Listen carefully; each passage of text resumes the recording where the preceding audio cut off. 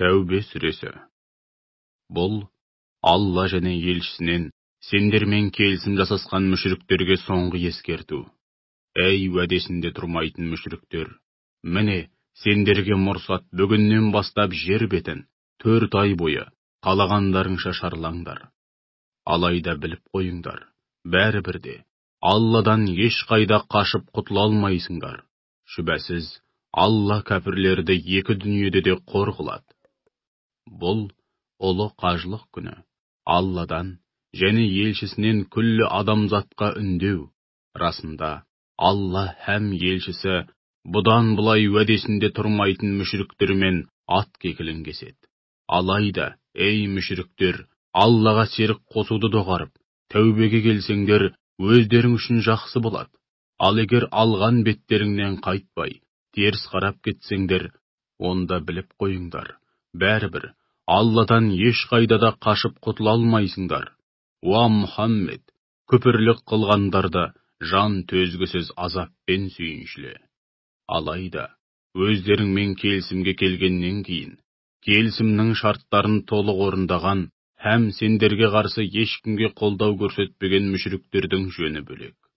Ендеше сендер де, олармен жасаған келісімді мерзімі аяқталғанша бұзбаңдар. Шүбәсіз, Алла өзіне қарсы келуден барынша сақтанатын, уәдеге берік тақуа жандарды өте жақсы көреді. Соғысуға болмайтын харам айлар өткен соң, келісімді бұзған, соғысқұмар қанқұйлы мүшіріктерді көрген жерлеріңде өлтіріңдер, бас салып тұтқындаңдар, қыспаққа алыңдар, һәм олардың жолын торыңдар. Егер тәубеге келіп, хақ дінді мойындап, намаз оқса, һәм зекет берсе, оларды жөніне жіберіңдер. Шүбәсіз, Алла ғафур.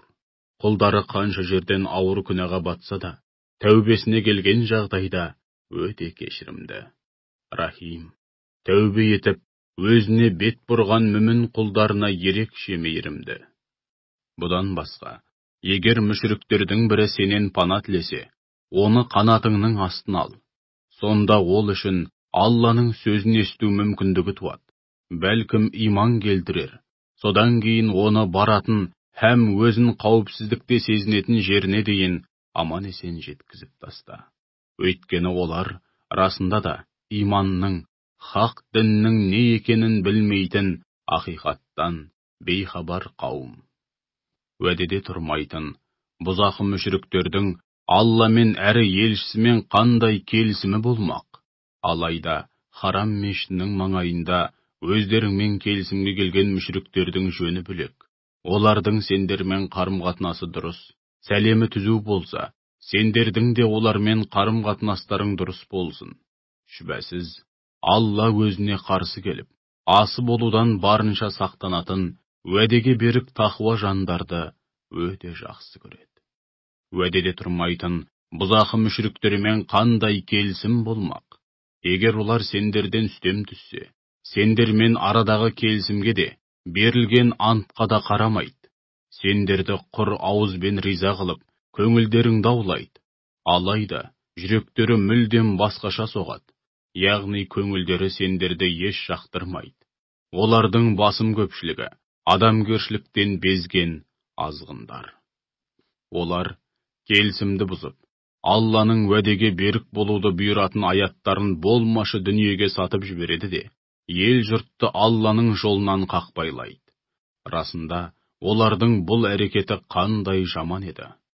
Ондайлар, мүміндерге қастық жасауға келгенде, ешқандай антқа да, келісімге де, құқыққа да қарамайды.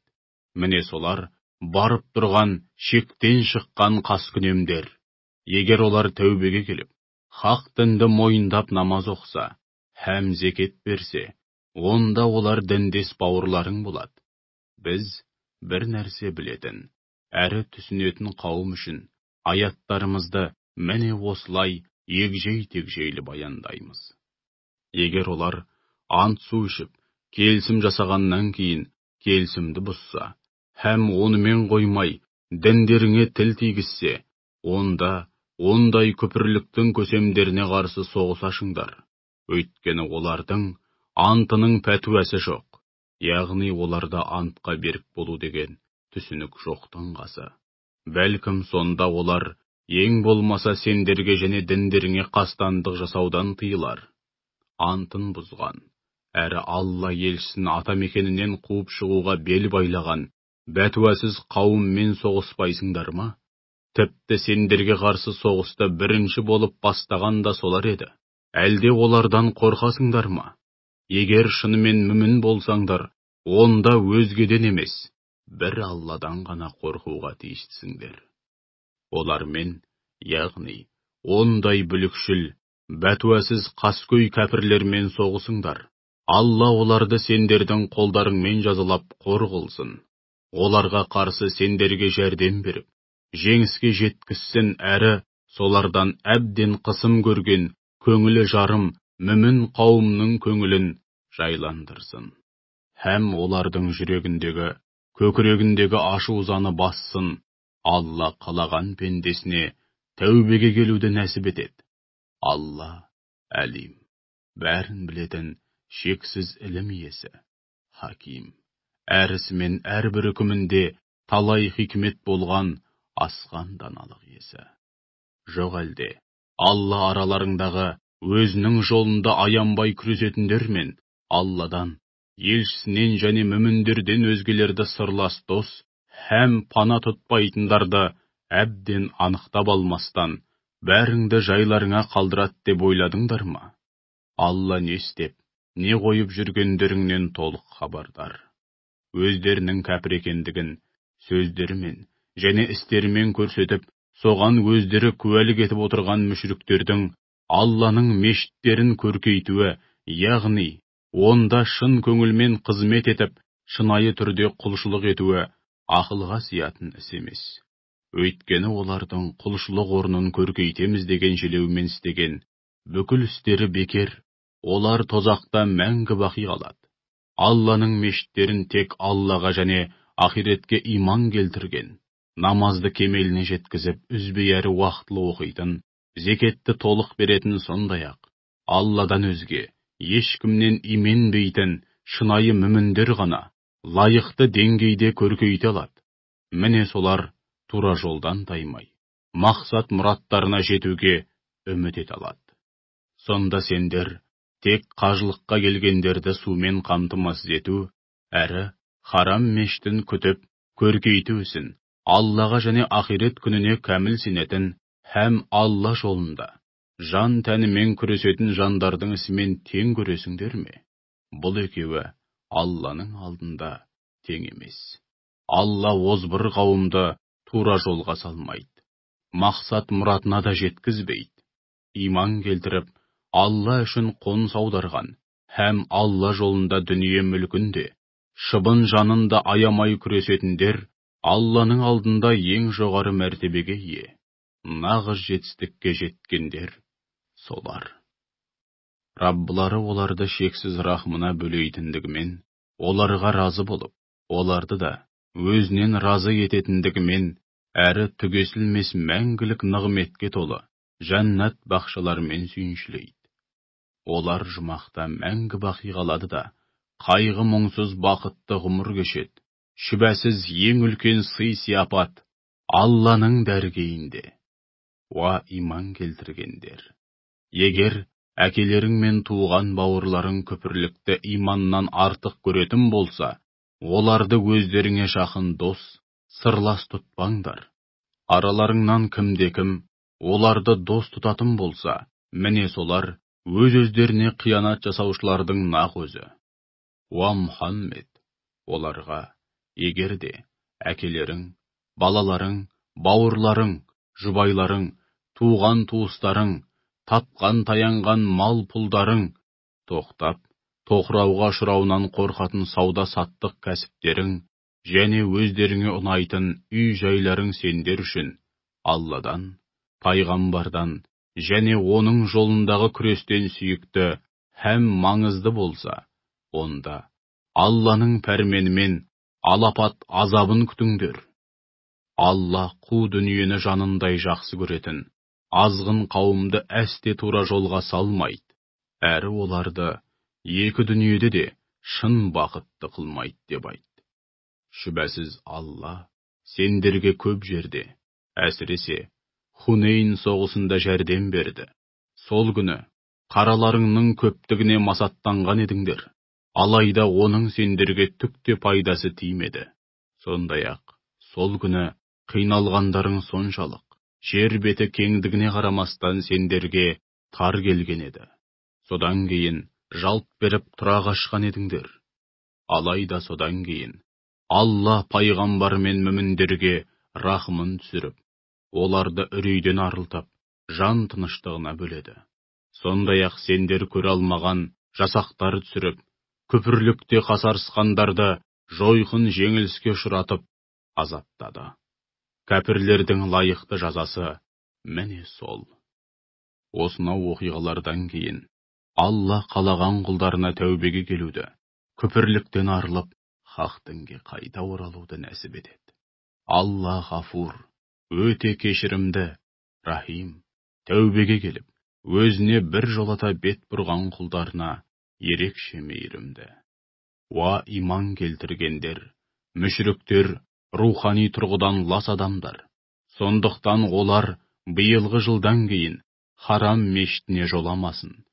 Егер мүшіріктер бұдан бұлай Меккені зиярат етпейтіндіктен табыс көзінен айырылып кедей болып қаламыз деп қорықсаңдар, Алла қаласа, сендерді шексіз шарапатына бөлеп байтады.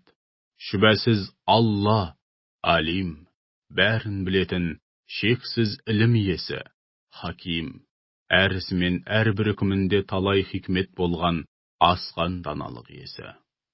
Уа мүміндер, кітап иелері болса да, Аллаға және ақирет күніне кәміл сенбейтін, Алланың һәм елшісінің харам қылғанын харам деп санамайтын әрі хақ дінді ұстанбайтын кәпірлер алдарыңда құрметпен бас иген күйде, жизия салығын өз қолдарымен әкеліп төлегенге дейін, олармен соғысыңдар. Уа Мұхаммед, алдыңа келген кейбір яһудейлер Үзәйр Алланың ұлы десе, христиандар Иса Мәсіх Алланың ұлы дейді. Бұл олардың баяғы кәпірлердің сөзіне еліктеп, құр ауызбен айтқан дәлелсіз, дәйексіз сандырағы ғана. Алла олардың жанын алсын. Қалай ақиқаттан адасып, хақ жолдан қақпайланып, жалғанға қалай бой алдырып жүргендерін көрмеймісің? Яһудейлер өз хахамдарын, машайықтарын, христиандар болса, өз дін басыларын, Алланы бұлай қалдырып, тәңір тұтты. Яғни, Алланың үкімін бұлай қалдырып, солардың адал дегенін адал, арам дегенін арам деп қабылдады. Сондай-ақ, христиандар Мәриям ұлы Иса Мәсіхті де тәңір тұтты. Асылында оларға бір құдайға ғана құлшылық етіңдер деп бұйырылған еді. Одан, яғни Алладан басқа құдай жоқ. Алла мінсіз, олардың өзіне серік етіп қосқандарынан аулақ, һәм ұлы. Олар Алланың нұрын, яғни хақ дін, исламды, немесе Құранды ауыздармен үрлеп сөндіруді көксейді. Алла болса кәпірлер қанша жерден жақтырмаса да, нұрын тамамдап, жарқырата түсуден басқа еш нәрсеге разы болмайды. Мүшіріктер қанша жерден жақтырмаса да, Алла хақ дін, исламның мерейін өзге дін, өзге жүйе атаулының барлығынан үстем ету үшін пайғамбарын тура жол және хақ дінмен жіберді. Уа иман келтіргендер, шүбәсіз, яһудейлердің машайықтары мен христиан дін басыларының көпшілігі иләһи кітаптағы үкімдерді бұрмалап, пара алу және дінді табыс көзіне айналдыру арқылы ел жұрттың дүние мүлкін сөзсіз арам жолмен жеуде, һәм оларды Алланың ақ жолынан қақпайлауда. Ендеше ашкөздікке салынып, алтын мен күмісті үсті-үстіне жиып, оны Алла жолында жұмсамайтындарды жан төзгісіз азаппен сүйіншіле. Қиямет күні дүниеде ашкөздікке салынып, үсті-үстіне жиылған алтын мен күміс тозақ отына қыздырылып, онымен иелерінің маңдайы, бүйірі және арқасы күйдіріледі, һәм оларға, міне, мыналар қара бастарың үшін жиғандарың. Ал енді сол, аш көздікпен жиған дүниелеріңнің ащы дәмін татыңдар делінеді. Алланың көктер мен жерді жаратқан күні жазған үкімі, орнатқан заңдылығы бойынша, айлардың саны 12, олардың 4-еуі харам айлар. Міне, адамзаттың игілігі үшін ең дұрыс, әрі мінсіз жүйе осы. Ендеше бұл айларда, яғни қасиетті айларды құрмет тұтпай, немесе орнын ауыстыру арқылы, өз-өздеріңе қиянат жасамаңдар. Сондай-ақ, соғысқұмар мүшриктердің еш нәрсеге қарамай сендерге қарсы жаппай жұмыла соғысқанындай, сендер де оларға қарсы жаппай жұмыла соғысыңдар. Біліп қойыңдар, Алла қашанда өзіне тиісінше тағзым ететін, әрі өзіне қарсы келіп, асы болудан барынша сақтанатын тақуа құлдармен бірге. Нәси, яғни қасиетті айларды кейінге шегеру әдеті, күпірлікте шектен шығу, одан басқа түк демес. Күпірлік қылғандар солай істеу арқылы адасқан үстіне адасуда. Сөйтіп олар Алланың дау-дамайды, соғысуды харам еткен қасиетті айларының санын толтырып, Алланың харам қылғанын өздеріне адал етіп алу үшін қасиетті айлардың бірін бір жылы жай айға жатқызса, келесі жылы қайтадан қасиетті айға жатқызады. Олардың мұндай сорақы қылықтары шайтан тарапынан безендіріліп өздеріне сондай керемет істей көрсетілді. Алла ондай күпірлікте қасарысқан кәпір қауымды әсте тура жолға салмайды. Уа иман келтіргендер! Сендерге не көрінді? Сендерге Алла жолында, Тәбукке жаппай аттаныңдар делінгенде, дүниеге бой алдырып, бейне бір жерге жабысып қалғандай отырған жерлеріңнен қозғалмадыңдар. Әлде, ақиреттен гөрі дүниенің қу тіршілігіне разы болып, соны артық көрдіңдер ме? Әйтсе де бұл жалғанның қызығы ақиреттің жанында түкке тұрғысыз. Осыдан өздеріңе бұйырылғандай, Алла жолында жаппай атқа қонбайтын болсаңдар, Алла сендерді жан төзгісіз азапқа душар етіп, көздеріңді жояды да, орындарыңа басқа қауымды әкеледі.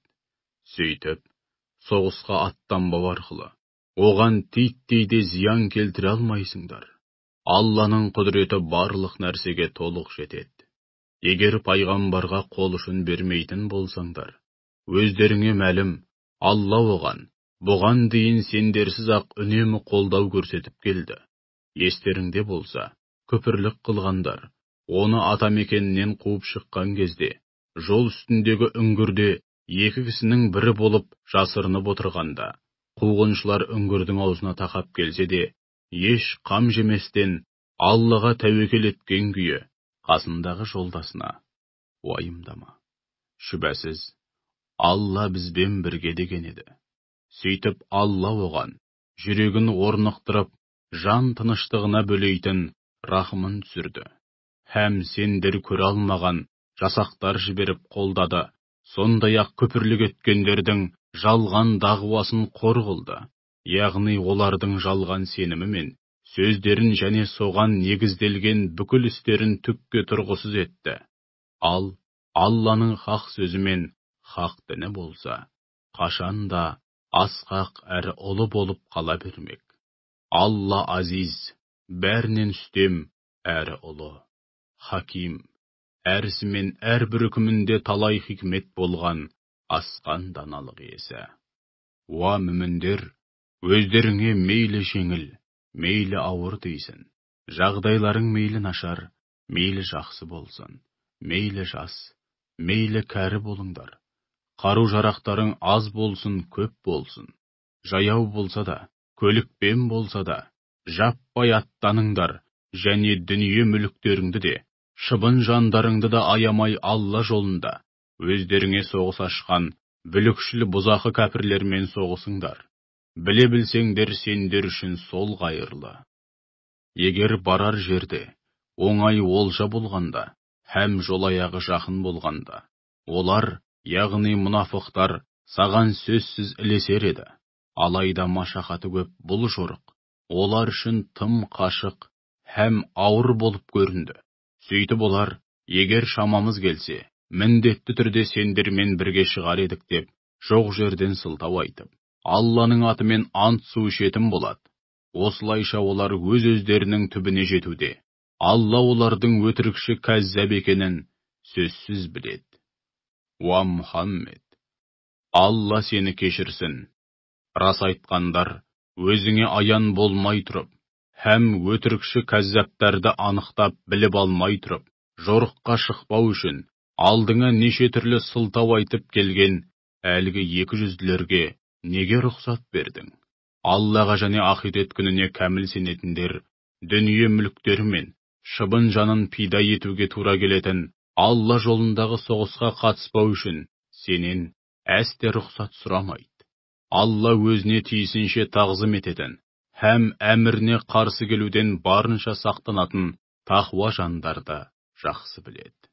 Алла жолындағы соғысқа қатыспау үшін неше түрлі сылтау айтып, сенен рұқсат сұрайтындар Аллаға һәм ақирет күніне мүлдем сенбейтіндер мен жүректерін күмән жайлап, сол күмәннің шырмауынан шыға алмай жүргендер ғана. Егер олар шынымен жорыққа шыққысы келсе, қару-жарақтарын сайлап, сөзсіз алдын ала қамданар еді. Алайда, Алла олардың өзіңмен бірге жорыққа шығуын қаламады. Сондықтан оларды жорыққа шығуға құлықсыз етіп ұстап қалды. Сөйтіп оларға, ендеше үйлеріңде отырғандармен бірге омалып отыра беріңдер делінді. Егер олар сендермен бірге жорыққа шыққанда, жоқ жерден бүлік шығарып, елдің шырқын бұзғаннан басқа түк бітірмес еді. Сөйтіп, берекелеріңді кетіру үшін, араларыңда тыным таппай шапқылап, сөз тасумен болар еді. Оның үстіне, араларыңда оларға құлақ асатындар да бар еді. Алла опасыз залымдарды жақсы біледі. Олар, бұдан бұрында, араларыңда бүлік шығаруды қалап, саған қарсы талай құйтырқы әрекеттер ұйымдастырған болатын. Алайда олар қанша жерден жақтырмаса да, ақырында ақиқат өз тұғырына қонды. Және Алланың әмірі, яғни діні, баршаға аян болып үстемдік құрды.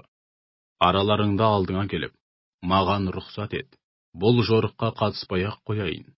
Сау басымды бүлік пен бәлеге қалдыра көрме дейтіндер де бар. Задында олар онсыз да бүлік пен бәлеге белшесінен батқан күйде. Шүбәсіз тозақ оты, кәпірлерді жан-жағынан орап, қаумалап құрса болады. Егер саған қандай да бір жақсылық кез келсе, бұл олардың көңіліне қаяу түсіреді. Ал басыңа қандай да бір жамандық келсе, өздерінше масаттанып, алдын ала сақтық жасағанымыз қандай жақсы болған деп, төбелері көкке жетіп, өзіңнен сырт айналып кетеді. Ендеше оларға, Алла маңдайымызға не жазса, соны ғана көреміз. Ол біздің жалғыз иеміз, сондықтан шынайы мүміндер бір Аллаға ғана тәуекел етсін деп айт. Сондай-ақ оларға, сонда сендер, біздің қос жақсылықтың біріне кенелуімізден, яғни жеңіске жетуімізден немесе шейіт болуымыздан басқа не күтудесіңдер? Ал біз болсақ, Алланың сендерді өз тарапынан немесе біздің қолымызбен азапқа душар етуін күтудеміз. Ендеше күтіңдер, біз де сендермен бірге әліптің артын бағайық. Сөйтіп, ақырында бастарыңа қандай күн туарын көрейік деп айт. Уа Мұхаммед, осы жорыққа ат салсып, мал пұлынан садақа берген 200-лерге, садақаны мейлі шын көңілден беріңдер, мейлі амалсыздан беріңдер, бәрібір бергендерің әсте қабыл болмайды. Сендер, расында да, адамгершіліктен безіп, хақ жолдан мүлдем тайған қауымсыңдар деп айт.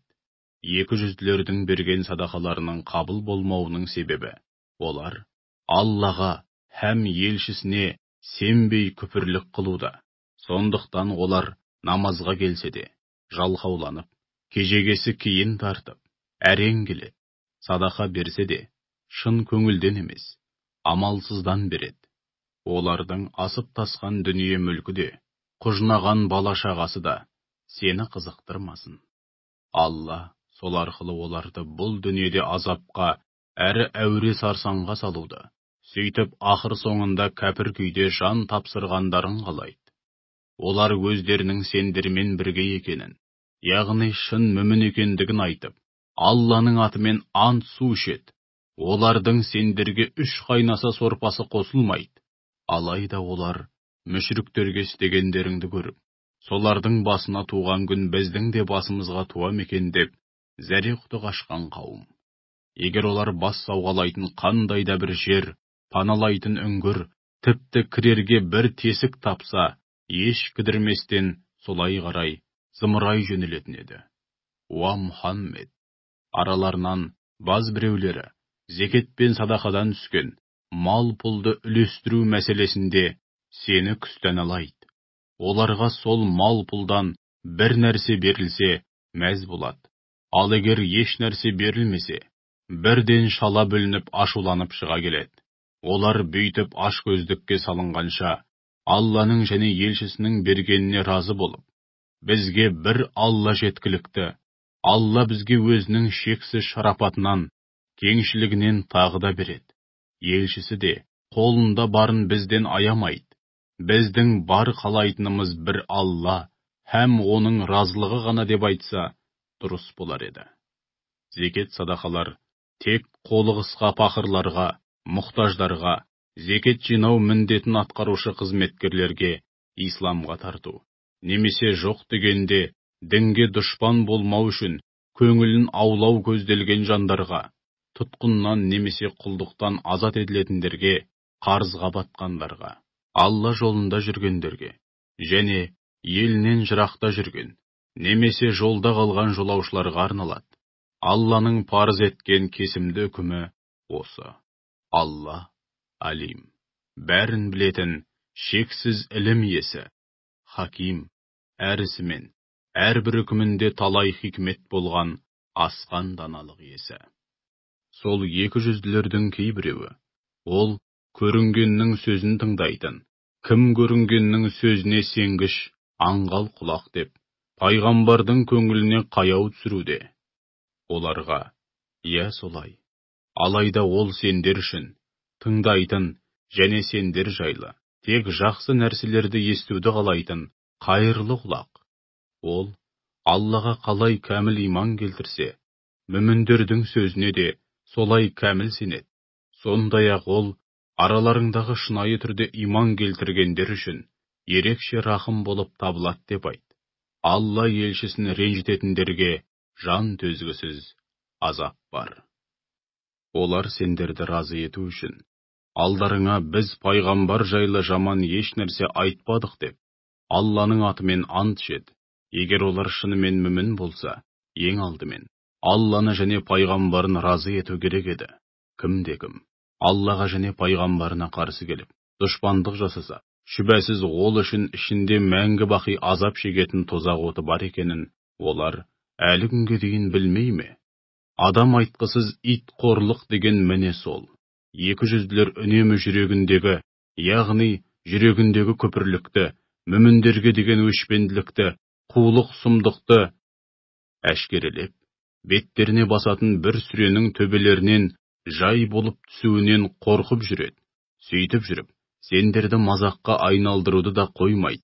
Уа Мұхаммед, оларға мазақтай беріңдер. Білініп қалмаса екен деп қорқып, іштеріңе бүгіп жүргендеріңді Алла міндетті түрде әшкерелеп беттеріңді әлақ айдай қылады деп айт. Егер олардан өздеріңді не себепті жамандап, мазақтағандары жайлы сұрасаң, түк болмағандай, біз жай әңгіменің қызығына батып, қалжыңдасып ойнаған едік дейді. Оларға, демек сендер Алланы, аяттарын және пайғамбарын келемеждейсіңдер, солай ма деп айт. Ей 200-лер, сылтау айтып, ақталмай-ақ қойыңдар. Шынтуайтында сендер иман келтірдік деп құр ауызбен айттыңдар, һәм содан кейін іштеріңе бүккен көпірліктеріңді паш еттіңдер. Араларыңнан біраз адамда қатесін түсініп, тәубе еткендіктен немесе Алланы және пайғамбарды әжуа қылу ниетінде болмағандықтан кешірсек те, енді біразын 200-лігін қоймай күнәдан бас тартпаған үшін азапқа душар етеміз. 200 ерлер мен 200 әйелдер бір-бірінен айнымайды. Олар әрге жамандықты бұйырып, ел жұртты жақсылықтан, ізгіліктен қақпайлауға тырысады, қолдарын ашпайды. Яғни Алла жолында қайырымдылық жасауға келгенде көк тиын шығарғысы келмейді. Олар Алланы ұмытты, Алла да оларды ұмыт қалдырып, мүлдем тәрк етті. Шүбәсіз 200-лер адамгершіліктен безген азғындардың нақ өзі. Алла барлық 200 ерлер мен әйелдерге һәм барлық кәпірлерге ішінде мәңгі бақи қалу шартымен тозақ отын уәде етті. Сол азап, сол қорлық оларға әбден жетеді. Сондай-ақ Алла оларды рахымынан бір жолата аластады. Олар үшін бітпейтін, таусылмайтын азап бар. Ей 200-лер, жағдайларың құдды өздеріңнен бұрын өткен, Алланың қаһарына ұшыраған қауымдардың жағдайындай. Алайда олар сендерге қарағанда әлде қайда күшті, анағұрлым дәулетті де әулетті еді. Олар бұл жалғанда өз үлесіне тиген нығметтердің қызығын көрді. Міне, өздеріңнен бұрынғылар қалай өз үлесіне тиген нығметтердің қызығын көрсе, сендер де дәл солай өз үлестеріңе тиген нығметтердің қызығын армансыз көрдіңдер. Ойын күлкі, сауық сайранның қызығына батқандар сияқты, сендер де соның қызығына әбден баттыңдар. Сол 200-лер мен кәпірлердің бүкіл істері дүниеде һәм ақиретте түкке тұрғысыз болды да қалды. Міне, солар оңбай зиян шеккендердің нақ өзі. Әлде оларға өздеріңнен бұрын өткендер жайлы, атап айтқанда, Нұх қауымы, Ад пен Сәмуд қауымы, Ибрахимнің қауымы, Мәдияндықтар мен мекен жайы, жермен жексен болған ел, яғни Лұт қауымы жайлы ғибратқа толы хабар жетпеді ме? Оларға пайғамбарлары анық дәлелдер әкелген болатын. Анығында, Алла оларға зауал беру арқылы зұлымдық жасамады. Керісінше, олар Аллаға және пайғамбарларына қарсы келіп, күнәға бату арқылы үнемі өз-өздеріне қиянат жасаумен болған еді. Мүмін ерлер мен мүмін әйелдер бір-біріне шын жанашыр дос болып табылады. Олар елге ізгілікті, жақсылықты жасауды бұйырып, жамандық атаулыдан тияды. Намазды кемеліне жеткізіп, үзбей әрі уақытлы оқиды. Зекетті толық береді, және Аллаға, және пайғамбарына әрдайым бағынады. Міне соларды Алла арнайы түрде шексіз мейіріміне бөлейді. Шүбәсіз Алла азиз, бәрінен үстем, әрі ұлы, хаким, әрісімен әрбір үкімінде талай хикмет болған асқан даналық иесі. Алла мүмін ерлер мен мүмін әйелдерге ішінде мәңгі бақи бақытты ғұмыр кешетін, жайқалған жасыл бауларының арасынан және зәулім сарайларының түбінен өзендер ағып жататын жәннат бақшаларын, әсіресе Адн жәннатынан керемет үйлер беруді уәде етті. Ал аталмыш нығметтердің бәрінен де зоры Алланың оларға деген разылығы. Ең үлкен жетістік міне сол. Уа, ардақты пайғамбар, қан құйылы кәпірлер мен опасыз мұнафықтарға қарсы жердің және заманның талаптарына қарай күрес жүргіз. Әрі оларға барынша қатал бол. Олардың ақыр соңында барып паналайтын жері жаһаннам. Ол қандай жаман ақырғы тұрақ, қандай жаман баратын жер. Олар жаман еш нәрсе айтпадық деп Алланың атымен ант ішеді. Шынтуайтында олар күпірлікті білдіретін сөз айтты. Сөйтіп, тілдерін кәлимаға келтіріп, исламды қабылдағаннан кейін сөз жүзінде әрі іс жүзінде қайтадан күпірлік қылды. Сондай-ақ, ешқандай нәтиже шығара алмаған бір қатар құйдырғы, қылмысты істерді астыртын жүзеге асыруға тырысты. Алла өзінің шексіз шарапатымен, елшісі де Алланың қалауымен оларды мол байлыққа кенелтіп, жарылқағаннан басқа оларға не істеді дейсің? Егер олар тәубеге келсе, өздері үшін жақсы болар еді. Ал егер теріс айналатын болса, Алла оларды дүниеде де, ақиретте де жан төзгісіз азапқа душар етеді. Бүкіл жер бетінде олардың Алланың азабынан қорғайтын бірде-бір қамқоршы досы да, қол ұшын беретін медеткері де жоқ. Араларында, егер Алла бізді шексіз шарапатына бөліп, мол дүние мүлік беріп жарылқаса, міндетті түрде зекет садақа береміз, әрі үнемі игілікті істер істейтін ізгі жандардың қатарынан табыламыз деп Аллаға уәде бергендер бар. Алайда, Алла оларды шексіз шарапатына бөлеп, мол дүние мүлік беріп, етек жеңін кеңейткенде сараңдық қылды. Және өздерінен зекет, садақа сұралғанда көзіне де ілмей сырт айналып кете барды.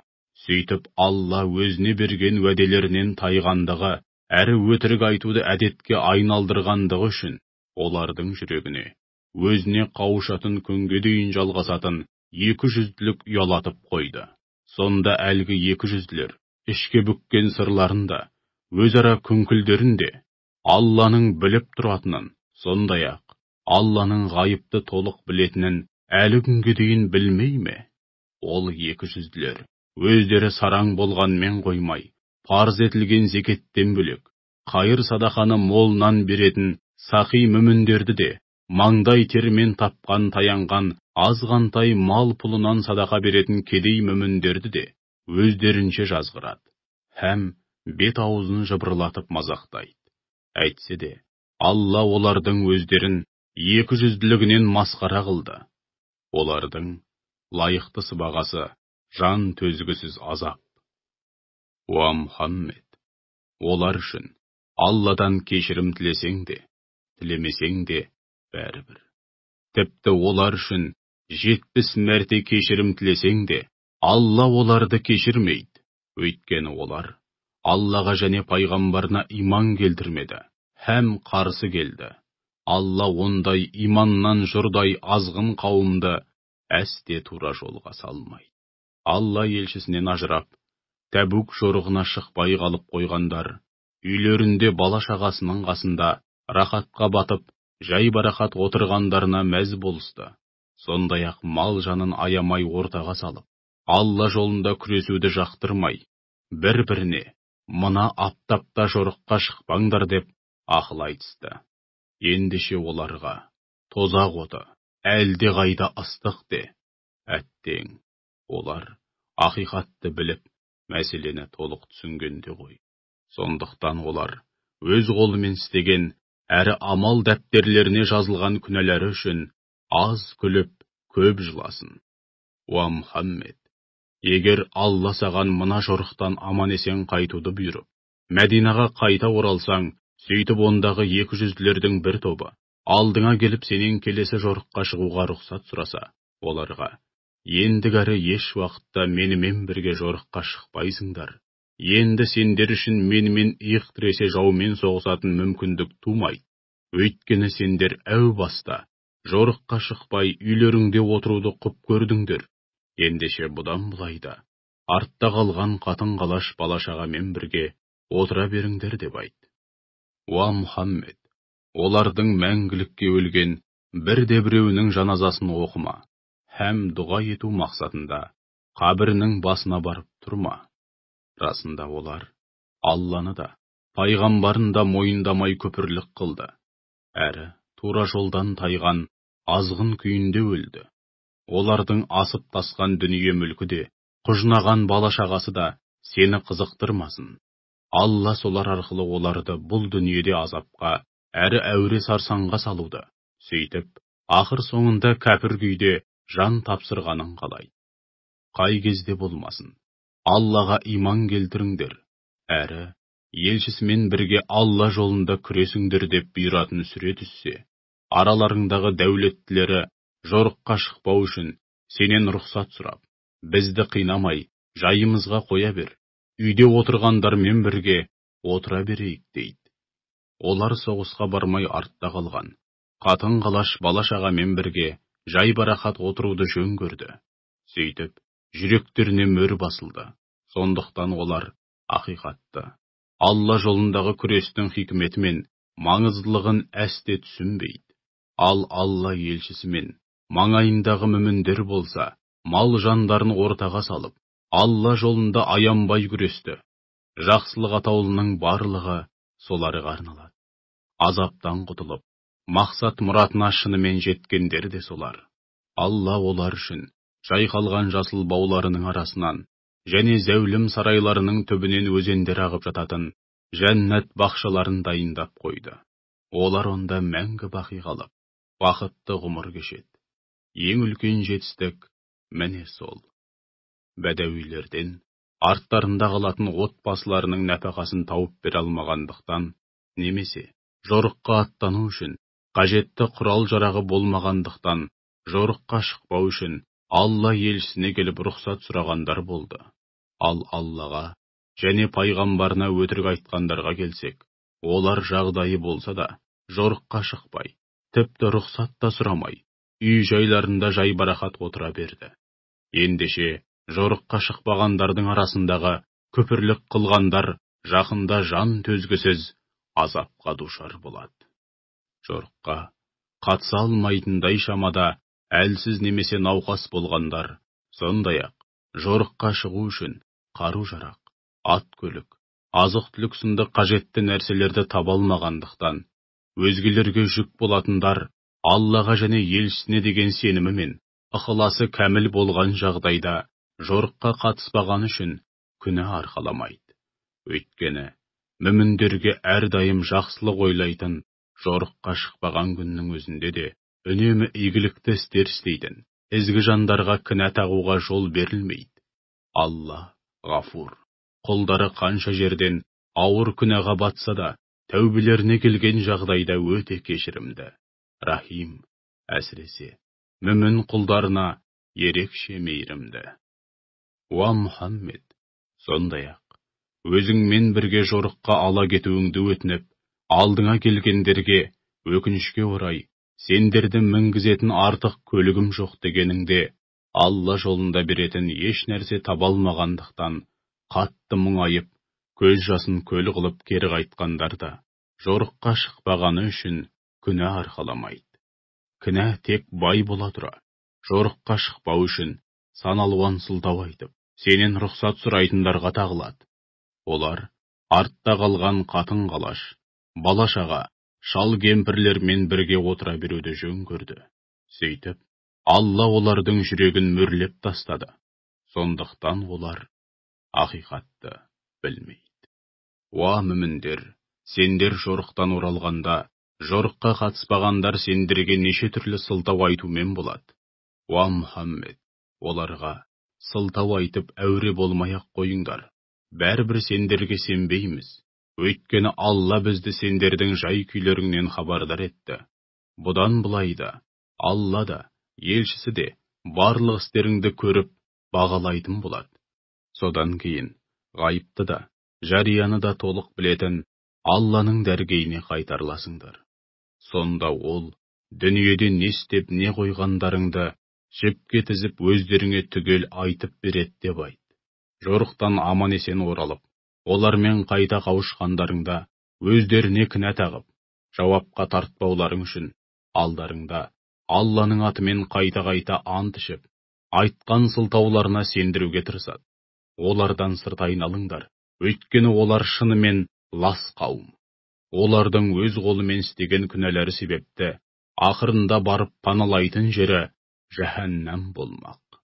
Олар сендерді разы ету үшін алдарыңда Алланың атымен ант ішеді. Сендер оларға қанша жерден разы болсаңдар да біліп қойыңдар. Алла тура жолдан тайған азғын қауымға әсте разы болмайды. Бәдәуилер, яғни көшпенді сахара халқы, надандығынан, тиісті тәлім тәрбие алмағандығынан, күпірлікте және екіжүзділікте өзгелерден асып түседі. Сондай-ақ, Алланың пайғамбарына түсірген үкімдерінің шегін, яғни жөн жобасын білмеуді ең көп солардан күтуге болады. Алла, әлим, барлық нәрсені, құлдарының барлық жай күйін жақсы білетін, шексіз ілім иесі, һәм хаким, әрісі мен әрбір үкімінде талай хикмет болған асқан даналық иесі. Бәдәуилердің кейбірі садақа, зекет, немесе жорық үшін жиналған жылу сынды шариғат талабы бойынша Алла жолында жұмсаған мал пұлын өздерінен алынған алым салыққа балайды. Және содан құтылу үшін бастарыңа бәле жауып, екі талай күннің туғанын күтеді. Күткен бәлелері өз бастарына келсін. Алла, Сәмиғ, бәрін естуші, Алим, құлдарының жай күйін, іштей не тілейтінін толық білетін, шексіз ілім иесі. Ал енді бір бәдәуилер Аллаға және ақирет күніне кәміл сенеді. Алла жолында бергенін, Аллаға жақын болудың, әрі Алла елшісінің батасын алудың дәнекері санайды. Шынында да, Алла жолында бергені олар үшін Аллаға жақындықтың бірден бір дәнекері болып табылады. Алла оларды ерекше рахмына бөлеп, жәннатына кіргізеді. Шүбәсіз, Алла ғафур. Құлдары қанша жерден ауыр күнәға батса да, тәубелеріне келген жағдайда өте кешірімді. Рахим, әсіресе, мүмін құлдарына ерекше мейірімді. Мұхажирлер мен ансарлардың исламды қабылдаудағы һәм Алла жолындағы қызмет етудегі алдыңғы қатарлылары және соларды өнеге тұтып, игілікті істер атқарып, соңдарынан ергендерге Алла разы болды. Олар да Аллаға дән риза болды. Алла олар үшін жайқалған жасыл бауларының арасынан және зәулім сарайларының түбінен өзендер ағып жататын жәннат бақшаларын дайындап қойды. Олар сонда мәңгі бақи қалып, бақытты ғұмыр кешеді. Ең үлкен жетістік деген міне сол. Маңайларыңдағы бәдәуилердің арасында мұнафықтар бар. Ондай екіжүзділер Мәдина халқының арасында да бар. Һәм екіжүзділікте алдына жан салмайтын әккі мұнафықтар бар. Сондықтан, уа Мұхаммед, біз саған білдірмесек, сен оларды біле алмайсың. Оларды толыққанды біз ғана білеміз. Біз оларды екі рет, яғни дүниеде һәм қабірде азаптаймыз. Содан кейін олар одан бетер алапат азапқа душар етіледі. Сондай-ақ, күнәләрін толық мойындаған тағы бір топ бар. Олар кезінде игі істерге де, жаман істерге де барды. Сөйтіп бірде сауапқа бөленсе, бірде күнәға батты. Бәлкім, Алла олардың тәубесін қабыл етер. Шүбәсіз Алла ғафур. Құлдары қанша жерден ауыр күнәға батса да, тәубелеріне келген жағдайда өте кешірімді. Рахим, әсіресе күнәсін мойындап, тәубеге келіп, өзіне бір жолата бет бұрған құлдарына ерекше мейірімді. Олардың дүние мүлкінен зекет, садақа ал да, сол арқылы оларды тазартып, күнәләрінен арылт, әрі сауаптары мен ықыластарының арта түсуіне дәнекер бол. Сондай-ақ, олар үшін дұға ет. Өйткені сенің дұғаң оларды жан тыныштығына бөлеп, жүректерін орнықтырады. Алла, Сәмиғ, бәрін естуші, һәм Алим, барлық нәрсені, соның ішінде құлдарының жай күйін, әрі мұң-мұқтаждарын толық білетін шексіз ілім иесі. Сонда олар Алланың құлдарының шынайы тәубесін һәм шын көңілмен берген зекет садақаларын қабыл алатынын, және Алланың шынымен тәуәп, яғни құлдарының тәубесін қабыл етіп қана қоймай, оларды шынайы тәубелері үшін мол сауапқа бөлеуші һәм Рахим, тәубе етіп, өзіне бір жолата бет бұрған мүмін құлдарына ерекше мейірімді екенін білмей ме? Уа Мұхаммед, оларға қарекет қылыңдар. Істеріңді Алла да, елшісі де, мүміндер де көреді. Нәтижеде ғайыпты да, жарияны да толық білетін бір Аллаға қайтарыласыңдар. Сонда ол, дүниеде не істеп, не қойғандарыңды жіпке тізіп өздеріңе түгел айтып береді. Алла елшісімен бірге жорыққа шықпай қалған тағы бірнеше адамның ісі Алланың үкімі шыққанға дейін кейінге қалдырылды. Алла қаласа, оларды жазаға тартады. Қаласа, тәубеге келуді нәсіп етіп, күнәләрін кешіреді. Алла, Алим, бәрін һәм кімнің жазаға лайық, және кімнің кешірімге лайық екенін жақсы білетін шексіз ілім иесі, Хаким, әр ісімен, әрбір үкімінде талай хикмет болған асқан даналық иесі. Сондай-ақ, бір топ мұнафық, исламға және мұсылмандарға зиян келтіру, көпірлікті қолдау, мүміндердің арасына жік салу, һәм бұрынырақта Аллаға және елшісіне қарсы соғыс ашқан кісінің Әбу Амирдің келіп, өздеріне қосылуын күту мақсатында бір мешіт салды. Бірақ олар мүміндерге, күмәндарың болмасын, біз бұл мешітті салғанда жақсылықтан басқа еш нәрсе көздеген емеспіз деп ант су ішеді. Алайда олардың өтірікші кәззәб екендігіне бір Алланың өзі куә. Уа Мұхаммед, ол мешітте, әсте, намаз оқушы болма. Әу бастан-ақ тақуалыққа негізделіп салынған Мәдинадағы мешіт сен үшін намаз оқуға ең лайықты орын. Ол мешітте жан тәнімен күнә һәм арсыздық атаулыдан арылуды, тазаруды қалайтын нағыз ерлер бар. Алла күнә мен арсыздық атаулыдан арылып, тазаруға тырысатын жандарды жақсы көреді. Құрылысын, яғни дінін, тіршілігін һәм бүкіл іс-әрекетін Аллаға қарсы келіп асы болудан сақтануға һәм разылығына бөленуге негіздеген адам қайырлы ма? Жоқ әлде, құрылысын, түбін су шайып, құлағалы тұрған жарғабаққа салып, ақыры сонымен бірге жаһаннам отына құлап кете барған адам қайырлы ма? Алла бүкіл ісі әділетсіздікке, қиянатқа негізделген, ақыры өзінің де, өзгенің де обалына қалатын залым қауымды әсте тура жолға салмайды. Мұнафықтардың лаң салуды көздеп салған бүкіл құрылыстары, яғни ойлап тапқан жүйелері мен құрған жоспарлары, әсіресе өз қолдарымен салған Дирар мешіті жүректері жарылып өліп кетпейінше, көкіректерінде уайым мен үрей себебі болып қала береді.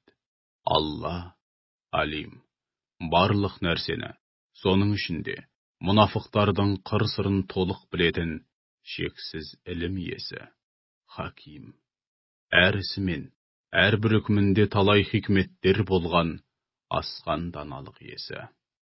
Расында Алла мүміндерден жандары мен дүние мүліктерін орнына жәннатты беретін болып сатып алды. Олар Алла жолында қан құйлы кәпірлермен аянбай соғысты. Сөйтіп, қан құйлы кәпірлерді не өлтірді, не болмаса солардың қолынан қаза тауып, шейіт болды. Бұл Алланың Тәуратта, Інжілде және Құранда орындауды мойнына алған хақ уәдесі. Уәдеге берік болуда Алладан асатын кім бар? Ендеше, уа мүміндер, Алламен осындай табысы мол, сауда-саттық жасағандарың үшін сүйінші. Ең үлкен жетістік, ең зор табыс деген міне осы. Әрдайым тәубе етіп, күнәларынан арылушылар, Аллаға жан тәнімен құлшылық етушілер, Аллаға мадақ айтып, шүкіршілік етушілер, Алла жолында сапар шегушілер, Алланың алдында иіліп, рүкух етушілер, Аллаға сәжде етушілер, елге жақсылықты бұйырып, жамандықтан тыюшылар және Алланың белгілеген үкімдеріне толық бағынатындар бар ғой.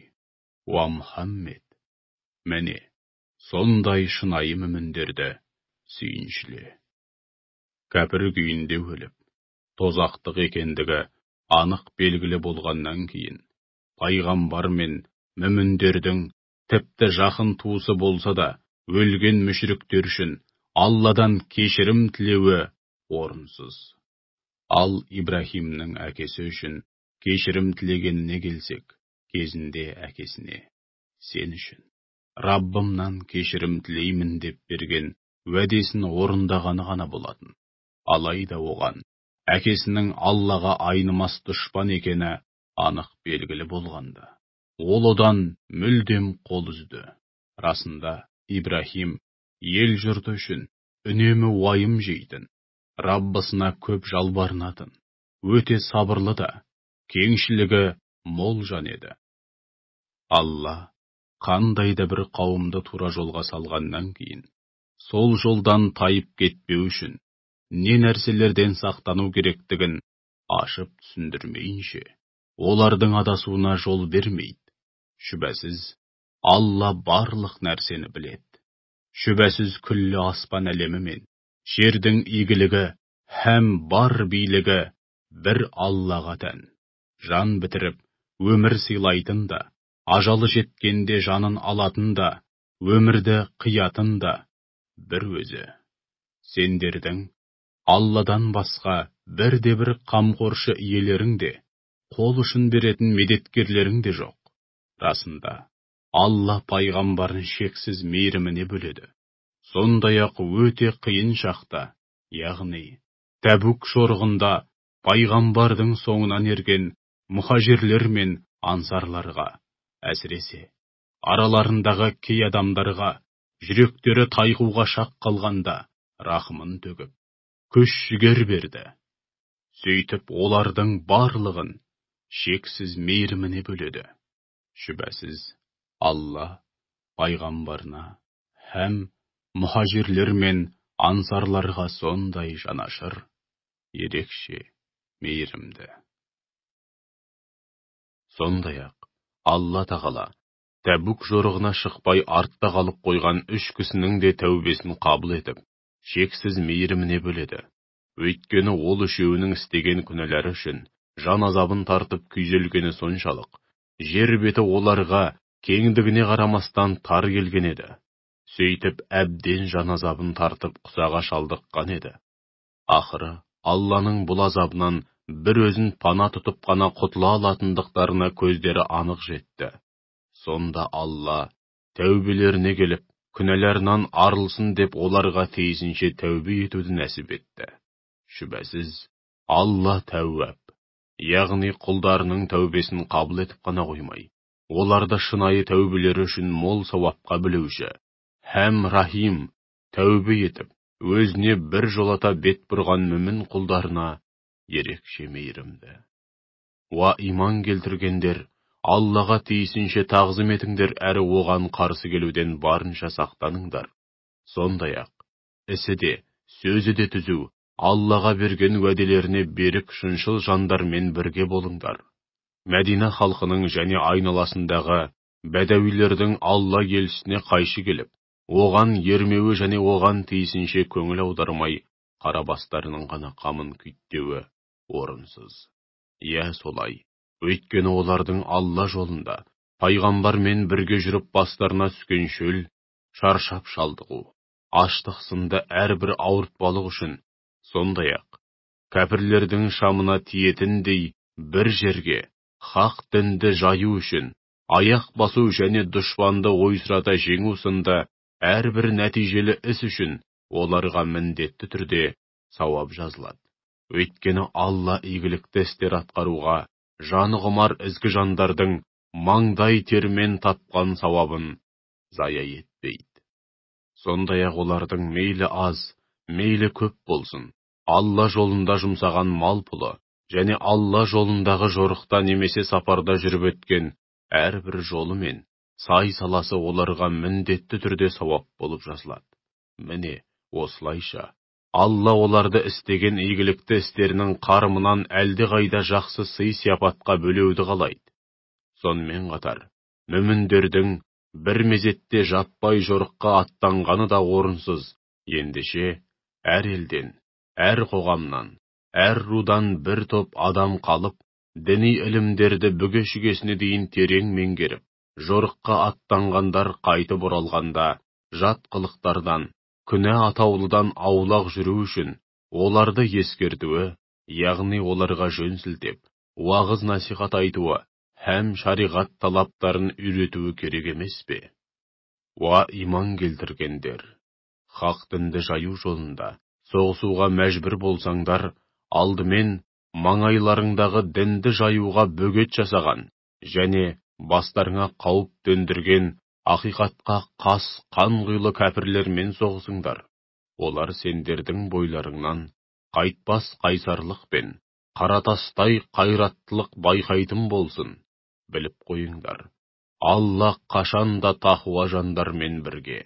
Қандай да бір жаңа сүре түсірілгенде, кейбір екіжүзділер иманы әлсіз жандардың көкірегіне күмән ұялату үшін кекесінмен бұл қайсыңның иманыңды күшейтті деп сұрайды.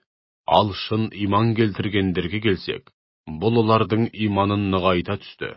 Сөйтіп олар көктен келген қуанышты хабарға қатты қуанып, бірін-бірі сүйіншілеп құттықтайды. Ал жүрегінде күпірлік не екіжүзділік сынды дерті барларға келсек, бұл сүре олардың ластығына ластық қосып, арамдығын арттыра түсті. Сөйтіп олар кәпір күйінде өліп кетті. Сонда олар, мұнафықтар, өздерінің жылына бір немесе екі мәрте естерін жиып, тәубеге келу керектігін меңзейтін ауыр сынаққа тап болып, бастарының бәлеге қалып жатқанын көрмей ме? Алайда олар бәрібір тәубеге келмейді. Күпірліктерінен қайтпайды және еш сабақты алмайды. Оларға қатысты қандай да бір сүре түссе, Алла елшісі ел жұртқа жаңа түскен сүрені жеткізіп жатқанда, бір-біріне көз қысысып, артынша біреу-міреу көріп қоймайды мекен деген үреймен жан-жақтарына жалтақтап қарасады да, ешкімге сездірмей тайып тұрады. Олар, осындай иман мәселелері айтылып, Құран оқылатын жерден қалай сырт айналып кететін болса, ақиқатты түсінбейтін, парықсыз тобыр болғандықтан, Алла да олардың жүрегін иманнан бұрып жібереді.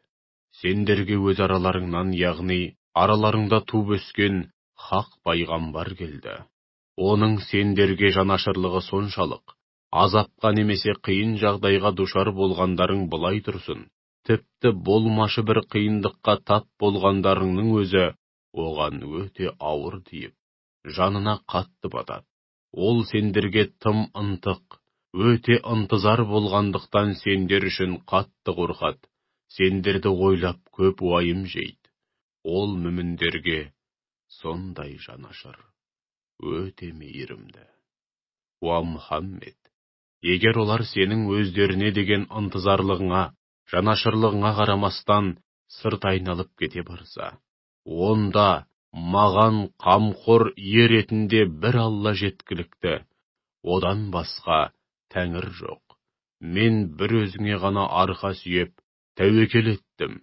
Өйткені ол ұлы аршының Раббысы, аршқа және күллі жаратылысқа үкімін жүргізген шексіз билік иесі деп айт.